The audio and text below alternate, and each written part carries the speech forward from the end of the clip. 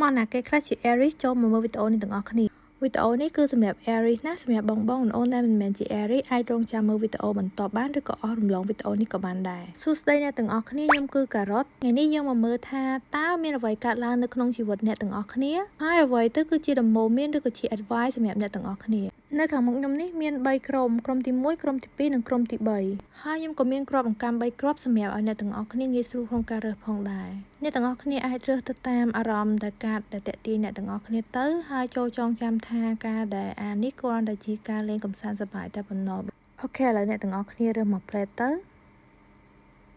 សម្រាប់ Eric ក្រុមទី1ដែលរើសយកបូពណ៌ផ្កាឈូកអ្នកទាំងអស់គ្នាបានជាមួយនឹងកាត Eight of Wands វាតំណាងឲ្យល្បឿនសន្ទុះឬការធ្វើចលនាអីមួយ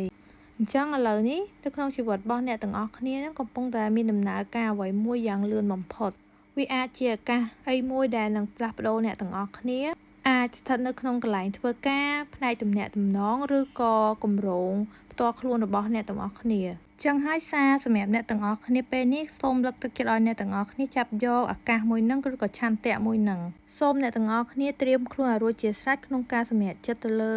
ឱកាសអ្វីមួយហើយជាពិសេសហ្នឹងគឺផ្ដោតអារម្មណ៍មែនតែនអ្វីដែលសំខាន់ជាងនឹងទៀតហ្នឹងសូមមុននឹងធ្វើអ្វីមួយនិយាយគ្នាឬក៏communicate ឲ្យបានច្បាស់លាស់ជាមុនសិនជាចុងក្រោយអ្នកទាំងអស់គ្នាត្រូវតែជឿជាក់លើញាណរបស់ខ្លួនឯងហើយនឹងការឃើញរបស់ខ្លួនឯងហើយជ្រើសរើសយកអ្វីដែលសំខាន់បំផុតសម្រាប់ខ្លួនឯងអ្វីដែលមកមុនចូលមកដល់ក្រុមទី2សម្រាប់អ្នកដែលរើសយកបូពណ៌ខ្មៅនេះឥឡូវយើងមកមើលថាបានស្លឹកបៀអីគេទាំងអស់គ្នា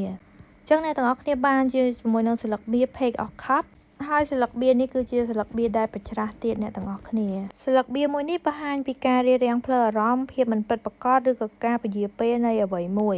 មើលទៅអ្នកទាំងអស់គ្នាដូចជាមិនសូវជាមានអារម្មណ៍ជាប់នៅក្នុងខ្លួនប្រហែលទេហើយការនេះក៏អាចនិយាយតាក់ទងជាមួយនឹងការមិនច្បាស់លាស់នៅក្នុងផ្នែកទំនាក់ទំនងដូចគ្នាហើយក៏វាអាចតាក់ទងទៅនឹងការដែលអ្នកទាំងអស់គ្នាពិបាកក្នុងការរកអ្វីៗថ្មីៗចូលមកក្នុងជីវិតដូចគ្នាសារសំខាន់សម្រាប់អ្នកទាំងអស់គ្នាពេលនេះសូមឲ្យអ្នកទាំងអស់គ្នា slow down បន្តិចអត់ធ្មត់ជាងមុននិយាយទៅព្យាយាមមើលថែខ្លួនឯងឲ្យប្រសើរជាងមុនដោយការធ្វើសមាធិអីផ្សេងមុននឹងអ្នកទាំងអស់គ្នាធ្វើអ្វីមួយសូមគិតសិនកុំធ្វើតាមអារម្មណ៍ណាត្រូវព្យាយាមស្ងប់អារម្មណ៍ឲ្យបានច្រើនឥឡូវយើងចូលមកដល់ក្រុមទី3សម្រាប់អ្នកទាំងអស់គ្នាដែលជ្រើសរើសយកបូពណ៌ខៀវនេះយើងមកមើលថាតើអ្នកទាំងអស់គ្នានឹងបានស្លឹកបៀអីគេដែរអ្នកក្រុមទី3បានស្លឹកបៀ Five of Swords ដែលស្លឹកបៀនេះគឺជាស្លឹកបៀបញ្ច្រាសសម្រាប់ស្លឹកបៀនេះវាបង្ហាញពីការដោះស្រាយបញ្ហាអីមួយឬក៏ការដោះលែងចំនួននិងការផ្សះផ្សាគ្នាអ្នកទាំងអស់គ្នាអញ្ចឹងបើអ្នកទាំងអស់គ្នាមានបញ្ហាពីមុនមកបានស្លឹកបៀនេះគឺរាល់បញ្ហាវានឹងបានដោះស្រាយ